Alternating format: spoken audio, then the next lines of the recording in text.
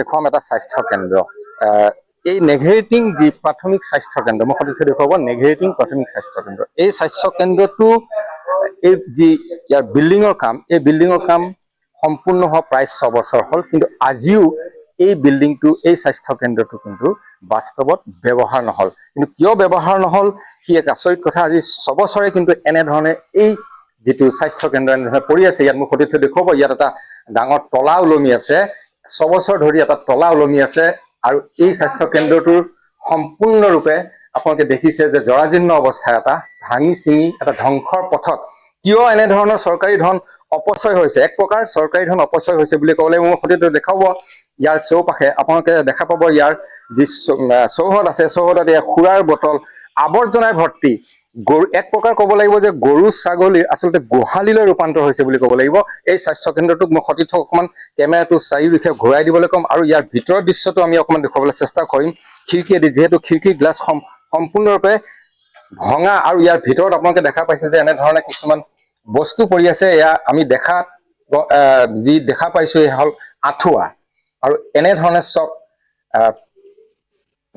চৰকাৰী ধন কেনে ধৰণে অপচয় হৈছে আপোনাৰ মোৰ সঠিক দেখুৱাই আছে এক প্ৰকাৰ ক'ব লাগিব চৰকাৰী ধন অপচয় যদি এই প্ৰাথমিক স্বাস্থ্য কেন্দ্ৰটোৰ প্ৰয়োজনীয়তা নাছিলে তেতিয়াহ'লে বনাবই নালাগিছিলে এক প্ৰকাৰ ইয়াৰ স্থানীয় লোকৰ মতে এই স্বাস্থ্য কেন্দ্ৰটো যেহেতু নেশ্যনেল হাইৱেৰ কাষত আছে ইয়াত বহু দুৰ্ঘটনা ঘটি থাকে এই স্বাস্থ্য কেন্দ্ৰটো যদি ব্যৱহাৰ হ'লহেঁতেন তেতিয়াহ'লে হয়তো ইয়াৰ স্থানীয় ৰাইজৰ বহুত সুবিধা হ'লহেঁতেন যেহেতু এই স্বাস্থ্য কেন্দ্ৰটো একেবাৰে নেশ্যনেল হাইৱে আমাৰ ৰাষ্ট্ৰীয় ঘাইপথৰ দাঁতিত কিহৰ অভাৱত এই স্বাস্থ্য কেন্দ্ৰটো আৰম্ভ হোৱা নাই সেয়া এক আচৰিত কথা ইয়াত চিকিৎসকৰ অভাৱ নে অন্যান্য কৰ্মচাৰীৰ অভাৱ ইয়াত আমাৰ স্থানীয় কেইজনমান ব্যক্তি আছে আমি তেখেতসকলৰ পৰা জানিবলৈ চেষ্টা কৰিম এই স্বাস্থ্য কেন্দ্ৰটো 2020 চনতে নিৰ্মাণ কৰিলে সম্পূৰ্ণ হৈ উঠিলে কিন্তু আজিলৈকে ব্যৱহাৰ নহল কিয় ব্যৱহাৰ নহল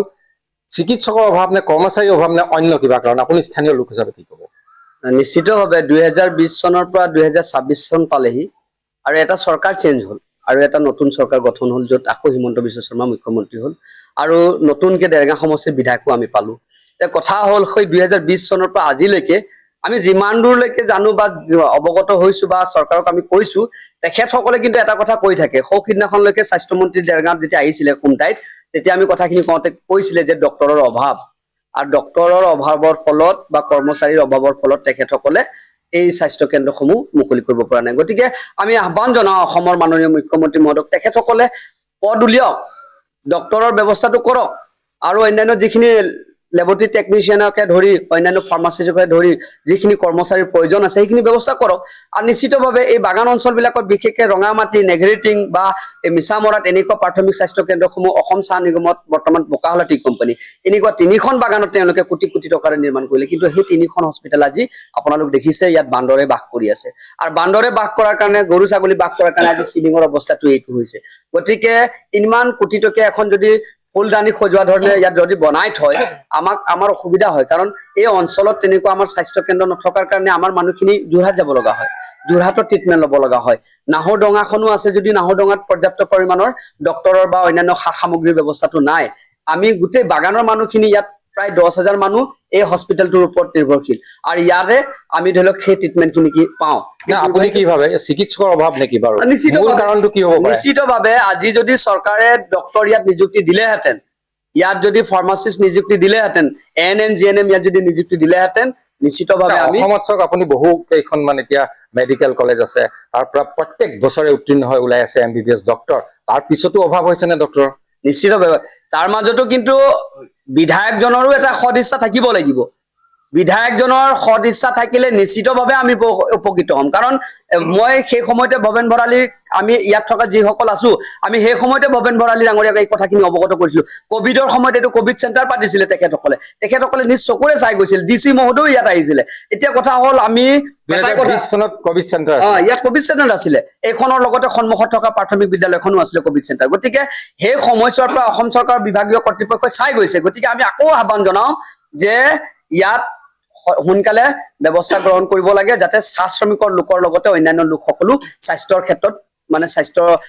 পৰীক্ষাই হওক বা স্বাস্থ্যৰ সুবিধাখিনি পায় হয় ধন্যবাদ আন এজন ব্যক্তি আছে স্থানীয় আপুনি কি ক'ব হয় এখন আপোনাৰ কোভিড 19ৰ আগতে এখন স্থাপিত কৰা হৈছিলে কিন্তু ইয়াত আজিলৈকে কোনো ধৰণৰ ডক্তৰ নাৰ্ছকে আদি কৰি কোনো চিকিৎসা পদ্ধতি ইয়াত নহ'ল। আপোনাৰ অকল মেডিকেলখন বনোৱা হ'ল এটা ঘৰ টাইপ, আৰু এই ঘৰটো এতিয়া আপোনালোকে বৰ্তমান দেখিছে এক জৰাজীৰ্ণ পৰিৱেশলৈ সৃষ্টি হৈছে। ইয়াত আপোনাৰ বান্দৰ,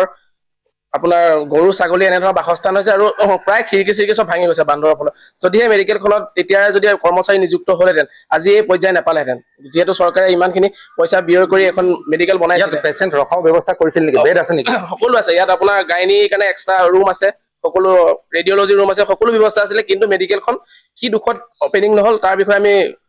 হয়তো চাগে এয়া চৰকাৰী কৰ্তৃপক্ষৰ কিছু গাফিলতিৰ কাৰণে হ'ব পাৰে, বা ডক্তৰৰ নিযুক্তি কম হোৱাৰ বাবেও হ'ব পাৰে, তাৰ বিষয়ে বিশেষ আমি গম নাপাওঁ। কিন্তু মেডিকেলখন যদি হ'লহেঁতেন, বাগানৰ আজি 10-15 হাজাৰ মানুহ ভালকে চলিব পাৰিলেন। এতিয়া এজন টি গাৰ্ডেনৰ মানুহৰ এনে কিছুমান সৰু সৰু প্ৰব্লেম, আল্ট্ৰাচাউণ্ড কৰিবলৈ তেখেত যোৰহাটলৈ যাব লাগে। আজি ইয়াৰ পৰা যোৰহাটত ইয়াত সকলো সুবিধা হ'লহেঁতেন। সকলো সুবিধা হ'লহেঁতেন। ইয়াত যেনেদৰে বনাইছিলে, মানে ইয়াত যেনেদৰে মেচিনেৰী বস্তুখিনি আছিলে, ইয়াত গাইনকলজিৰ পৰা আদি কৰি ৰেডিঅ'লজি সকলো আপোনাৰ লেবৰেটৰী সকলো আছিলে। কিন্তু কি দুখৰ ফলত মানে এখন অপেনিং নহ'ল, তাক আমি ধৰিব নোৱাৰিলোঁ। সেয়ে আমি চৰকাৰৰ ওপৰত অনুৰোধ কৰোঁ যাতে হিমন্ত বিশ্ব শৰ্মাৰ নেতৃত্বত নতুনকৈ বিজেপি চৰকাৰ গঠন হৈছে। এতিয়া যি ব্যক্তি স্বাস্থ্য বিভাগৰ মন্ত্ৰী হিচাপে তেখেতকো অনুৰোধ কৰিছোঁ যাতে এই মেডিকেলখন পুনৰ আৰম্ভণি হয়, এই মানুহখিনিৰ সা সুবিধাসমূহ তেখেতলোকে বুজি যাতে আগবঢ়াই নিয়ে তাৰে কামনা কৰিছোঁ।